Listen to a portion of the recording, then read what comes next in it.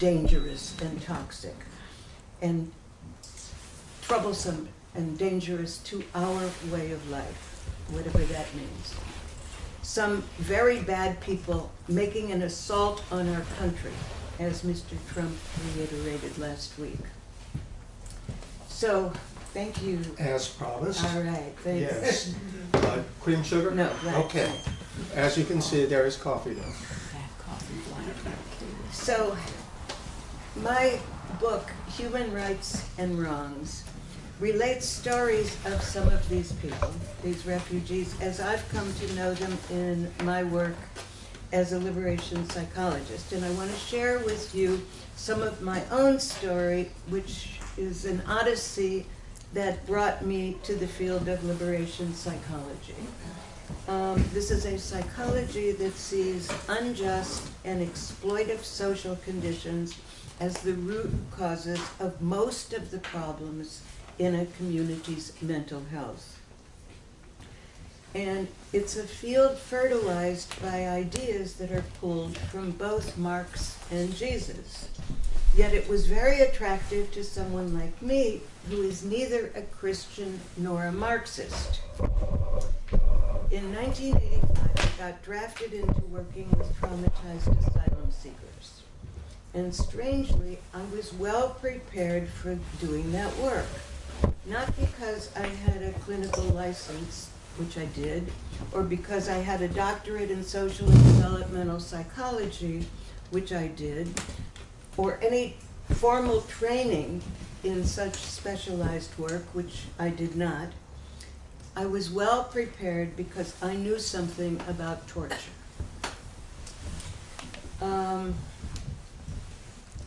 I knew about torture because I was a volunteer at that time at La Peña, working side by side with Chileans who survived the atrocities of the Pinochet regime. I was a volunteer because I had great respect for Che Guevara and his insistence on international solidarity and volunteer work. And I knew about Che because I'd been a member of the Venceremos Brigade. That was in '69, the year that we cut sugarcane with Fidel on Christmas Day. I knew about Cuba because during the free speech movement, I had developed a political consciousness.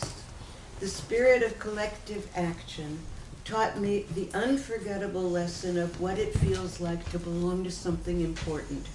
We spoke truth to power, and we won. As a student of political theory, I had studied Marx, but I wasn't a Marxist. As a Jew by culture, I knew very little about Christianity, so it's sort of funny that I wound up involved with Jesuits and stand here talking about Marx and Jesus. The title for my talk, with both Marx and Jesus, is a facetious rendering of a 1971 title by Jean-François Revel, Without Marx or Jesus. He argued that only in the USA could the revolution begin, and indeed that it had already begun without Marx or Jesus. So I thought the Revel book was foolish. When I later saw something that looked like its opposite, a revolution with both Marx and Jesus, I didn't know what to make of it. All during the spring and summer of 1979, we were marching in San Francisco in support of the Sandinistas. And at every demonstration, the people would burst into song, singing Cristo ya nació en Palacagüina, a song about Jesus being born in this little place in Nicaragua with aspirations of someday becoming a revolutionary. And they're singing about Christ, and they're wearing crosses around their necks, and it was like, I just didn't know what to make of that. And then when the revolution took power in July of 1979, priests were placed in positions, high positions within the government. also something that in a new revolutionary setting was puzzling, very puzzling to me.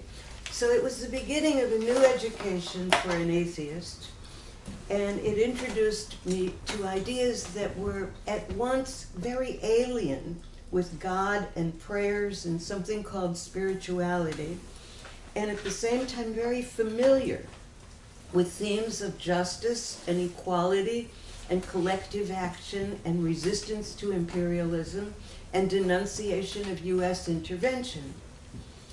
So having read my Che Guevara, I didn't need to know a thing about Jesus Christ.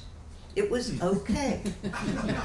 The people wearing the crosses were my comrades.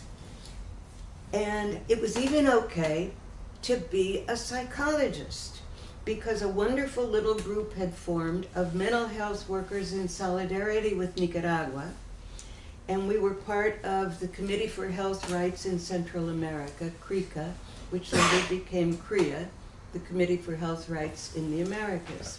And it was because I was a part of that organization that I was drafted by lawyers of the Father Moriarty Project in San Francisco to evaluate one of their clients.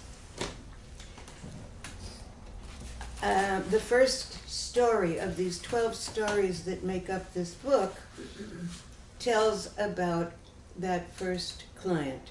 They wanted me to examine him to find something that would help the immigration judge believe his story. He had trouble remembering names and dates. He kept confusing the date of his brother's murder with the date his sister was disappeared. He told the lawyer he felt like there was a short circuit in his brain because several times a day and every night before falling asleep, he imagined people were violently grabbing him or members of his family trying to kill them. Like everybody on the run with death squads at their heels, he didn't have documents to support his claim of what he had been through. The only way he could win political asylum was if his attorney could prove that he was telling the truth about the persecution that he had suffered and his fear of returning home to El Salvador. Roberto Reyes had been a student leader at the University of El Salvador. As part of MERS, the National Student Association, he had been involved in protests against the economic structures that kept 60% of the country's wealth in the hands of a mere 2% of the population and forced millions to live in extreme poverty, hungry, without schools, without health care or a future.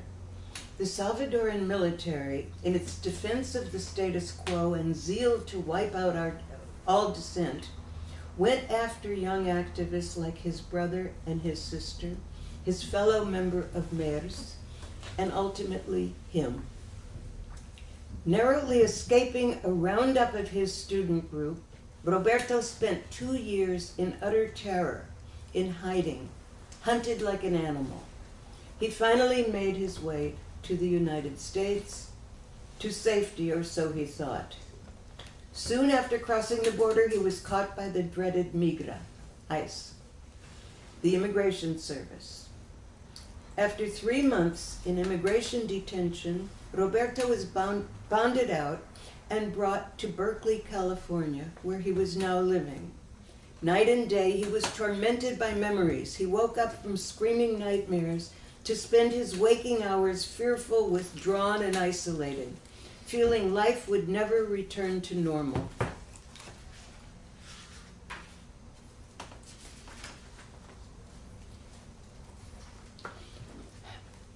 Often, with refugees, their presentation of self and their sworn declarations are all they have to attest to their integrity. And on the stand, their powerful stories may be reduced to incoherent fragments as they become too agitated and overwhelmed to speak up. Recounting horrific events in choked phrases amid a flood of tears or with no emotion at all, the petitioner for asylum may avoid eye contact, confuse names and dates, forget important facts, may contradict in speech what was stated in writing, may look to the judge like a dissembling, suspicious character. Since credibility is essential in the asylum hearing, this can present a serious problem. But a psychologist testifying for the asylum petitioner can explain that those shifty eyes and cognitive difficulties are classic symptoms of trauma. And far from impeaching the petitioner's credibility, they actually support it. For had it not been for the persecution suffered, these symptoms would not be present. The explanation reframes the refugee's story so it can be perceived more favorably, more accurately. The psychologist's narrative connects the individual's current functioning with the events that contributed to it.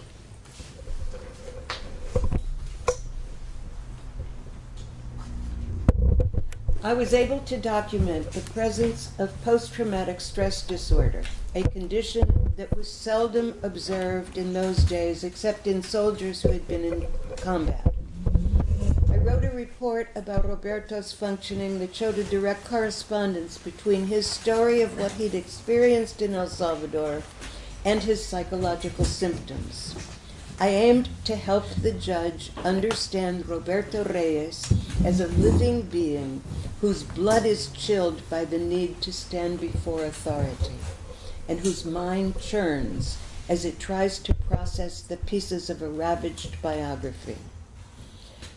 Citing the report as compelling evidence that Roberto was telling the truth and deserved protection, the judge granted him political asylum.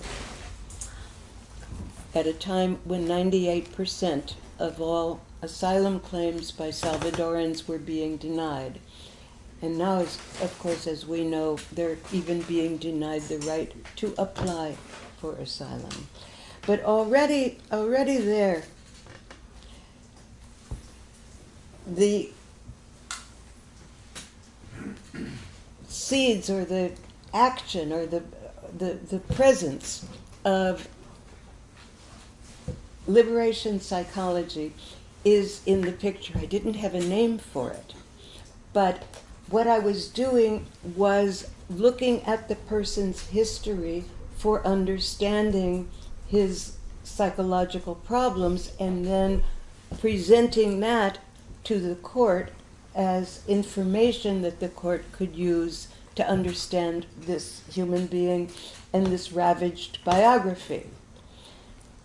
Well, needless to say, in the dominant way of doing psychology, there is no interest in looking at anybody's ravaged biography or documenting it, because what's important is the documentation of a diagnosis.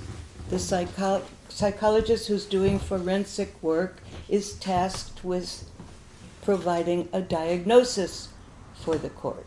Knowing that the court would be interested in not just the credentials of the person who was offering the information about the client, but also the capabilities of such a person, and it was just assumed that psychologists do testing.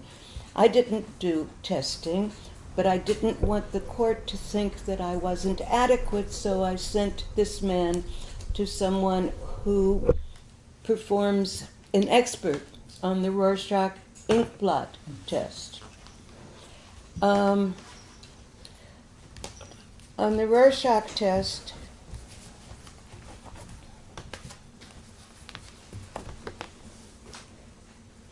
this card, which is commonly seen as people who might be dancing and touching hands, something like that, this man saw two women with blood flowing down their backs. On this card, where this object is commonly perceived as a butterfly or a bow tie, he saw a pair of human lungs that had been beaten. And the expert in the Rorschach which is this universal test where the only thing you need to know about the individual to interpret his or her personality is their gender and their age and their ethnicity, came to the conclusion that there was a lot of violence in the preoccupations of this particular individual, and he was probably a very dangerous person, possibly psychotic.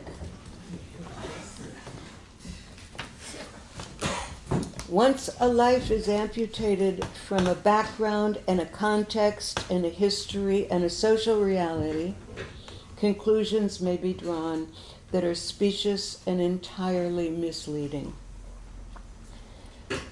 A couple of years after that first evaluation, I was part of a human rights delegation to El Salvador, and in our delegates' packets was an essay by Ignacio Martín Baró, a psychologist who was very well known in Latin America and Spanish-speaking world, but I had never heard of him, and that's not surprising because when do professionals of any field in this country look to the Spanish-speaking world for guidance in what might be cutting-edge research or interpretations or theories?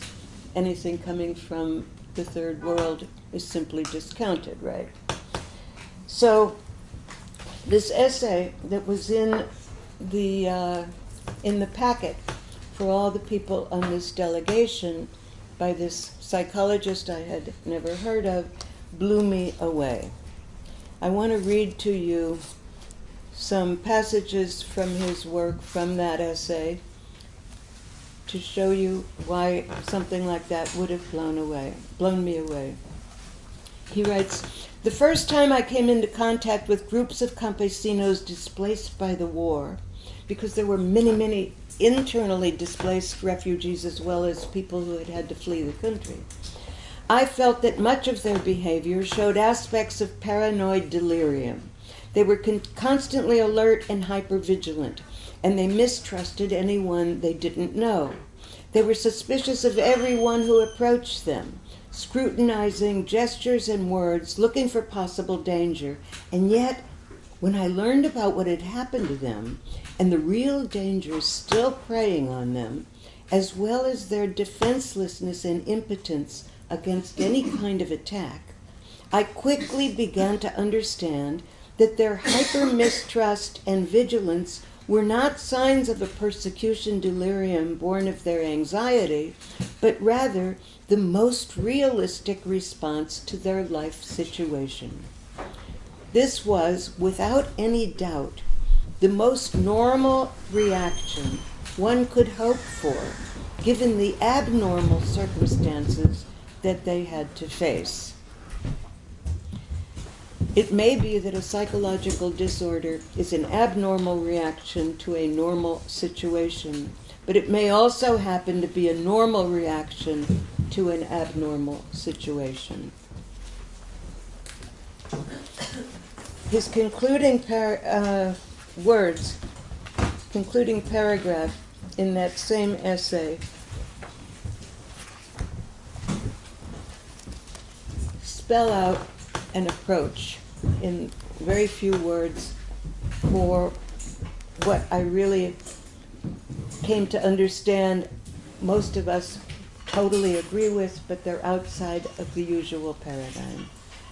If the foundation for a people's mental health lies in the existence of humanizing relationships, of collective ties within which and through which the personal humanity of each individual is acknowledged and in which no one's reality is denied, then the building of a new society, or at least a better and more just society, is not only an economic and political problem, it is also essentially a mental health problem. By the very nature of the object of our professional work, we cannot separate mental health from the social order. For this reason, I believe there is an extremely urgent task of education for mental health, And this task, it consists not so much in teaching relaxation techniques or new ways of communicating, however important these objectives may be, as in training and socializing so that people's desires truly conform to their needs. This means that our subjective aspirations, both as groups and as individuals, must be oriented toward the satisfaction of our true needs. In other words, toward the requirements that lead us down the path of our humanization, and not those which tie us to compulsive consumption, to the detriment of many and the dehumanization of all. This would perhaps be the best psychotherapy for the effects of war, and surely the best mental hygiene for building our future. The Salvadoran people have sown enough seeds of life to be able to trust in the possibility of a tomorrow. Let us gather those seeds to cultivate the plant of mental health. Let it not be said that while humankind moves its life forward, we mental health professionals resign ourselves to living in the past. There will be healthy, free, and creative minds in our country to the extent that we enjoy a free, dynamic, and just social body. For this reason, the challenge is not limited to addressing the destruction and disorders caused by the war. The challenge is to construct a new person in a new society. Well, his description of the campesinos that he encountered, who he thought had severe mental health problems, those things that he was observing in them were exactly the things that we were observing here among the refugees who had come out of those conditions. They were people who were driven out of their country by the economic pressures that serve the interests of the multinational corporations and the corrupt oligarchy and the violent repression that's necessary to preserve that structural injustice. So Martín Baró formalized the very approach to psychology that I was practicing and gave it a name that both Marx and the early Christians would have appreciated, because it had to do, as Martín Baró put it, with placing psychological knowledge in the service of a society where the welfare of the few is not built on the wretchedness of the many, where the fulfillment of some does not require that others be deprived, where the interests of the minority do not demand the dehumanization of all. So the idea is to work toward building a new kind of society and to learn from history why the current arrangement is alienating and unsatisfactory. The new kind of society Martín Baró imagines here might have taken its inspiration from early Christianity, and considering that he was a Catholic priest and a devout Jesuit, this may very well have been the source.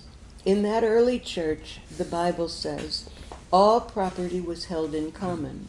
And in that harmonious society where when properties were sold, the proceeds were distributed to each according to his need.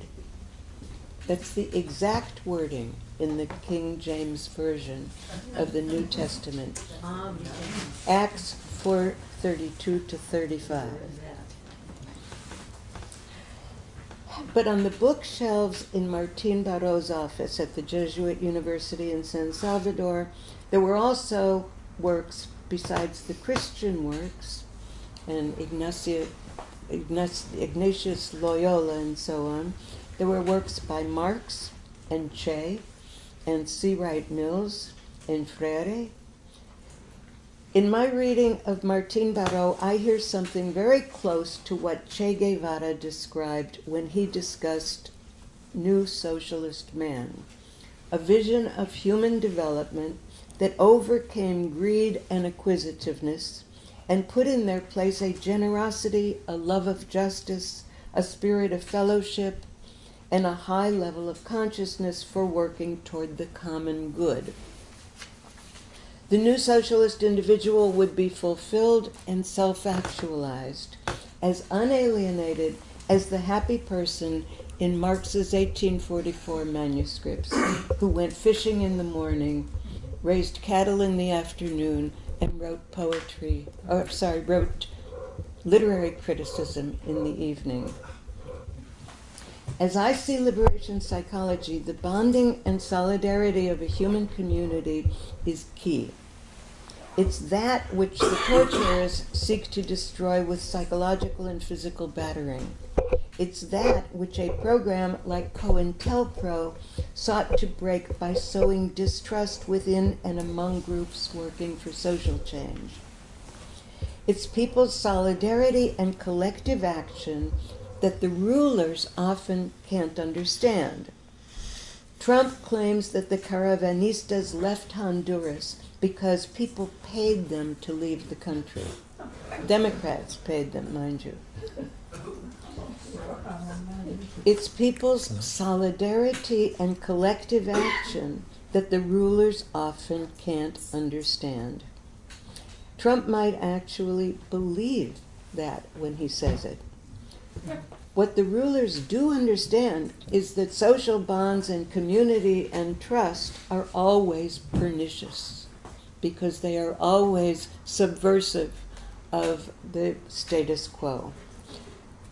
The 1980 Santa Fe document was a position paper of the Reagan administration. It spelled out the need for the 1980, for the U.S. policy to oppose clergy who embraced liberation theology. The Reagan advisors declared that the preferential option for the poor had to be countered because, they said, these are their words, it was critical of productive capitalism. And trained in counterinsurgency at the U.S. School of the Americas, military zealots countered the entire senior faculty of the Jesuit University in San Salvador, where Martín Baró was the vice rector and the chair of the psychology department. 6 of the Jesuits who had committed to the preferential option for the poor, as had the entire university, was committed to liberation thought and principles. There were six of them. The whole senior faculty of the university were dragged into the courtyard in the middle of the night and murdered by the soldiers who were trained at the School of the Americas. They weren't only murdered, their brains were shot out. It was an attempt to kill not just the people, but the wisdom. And I call them zealots, and I'm not, this isn't hyperbole. When they finished the assassinations, they went with bullhorns in their jeeps on their way to the American embassy to talk with their advisors, shouting out to the public that the communist priests are dead, bragging about the deed. So I want to read you one little story about solidarity and trust as something that shows a connection between liberation psychology and a girl who wouldn't tell what happened to her in Honduras. The shared commitment to human rights made it possible for this girl to trust that there were people who could understand what she had been through and could appreciate her life experience.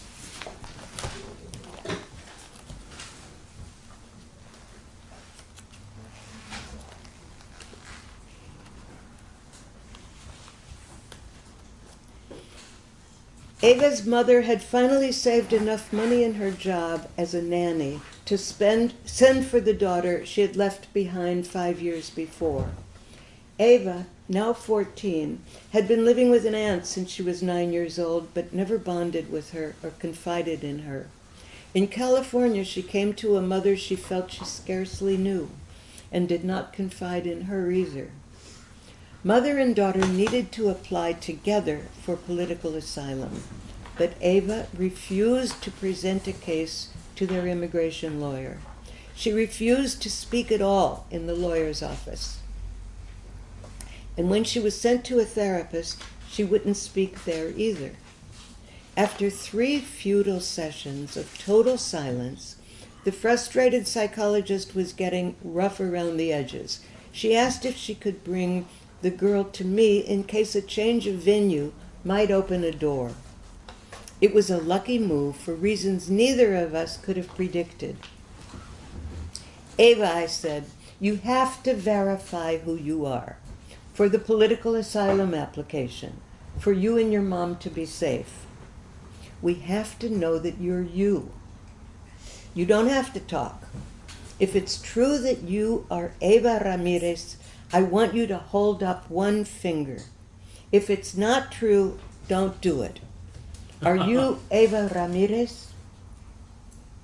Without looking up, sitting silently in the small office, staring at the floor, Eva held up a finger.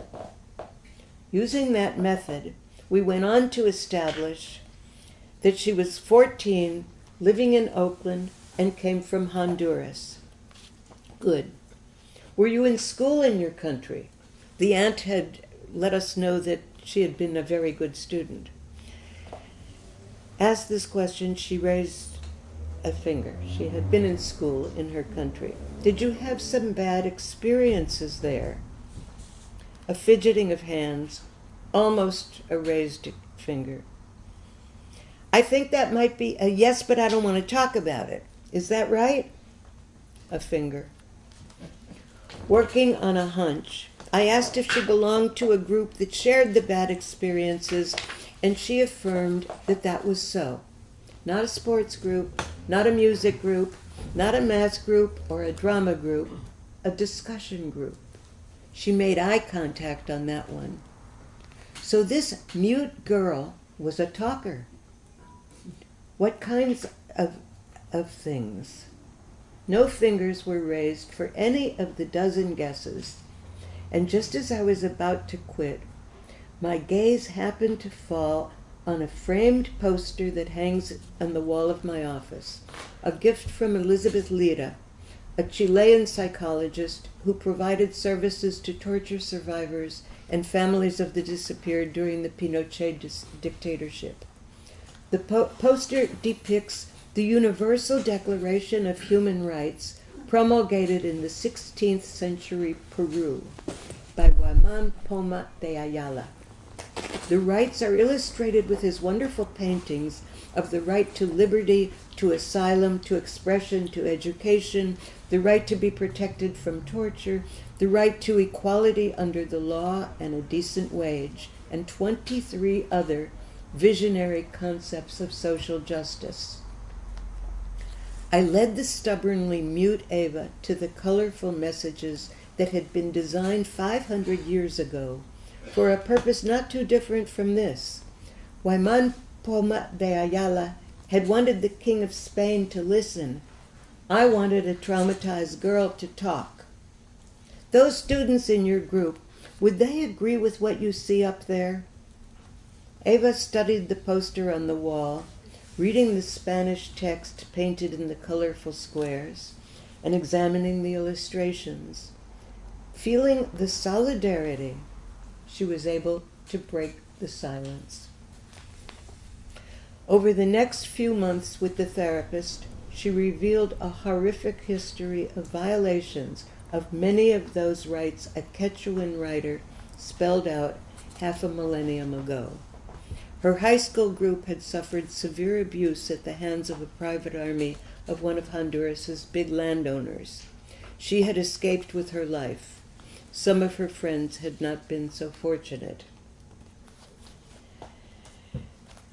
So I think that story illustrates very well the importance not only of a client being able or being needing of being able to trust the people who are in a position trying to help, but also how if the trust is based on mutual concern for things that you're passionate about, things that have to do with justice, things that have to do with struggle, things that have to do with improving the quality of everybody's life and working communally inside our communities. If those are the commitments and you're showing that you belong together in that struggle, then it becomes possible for these people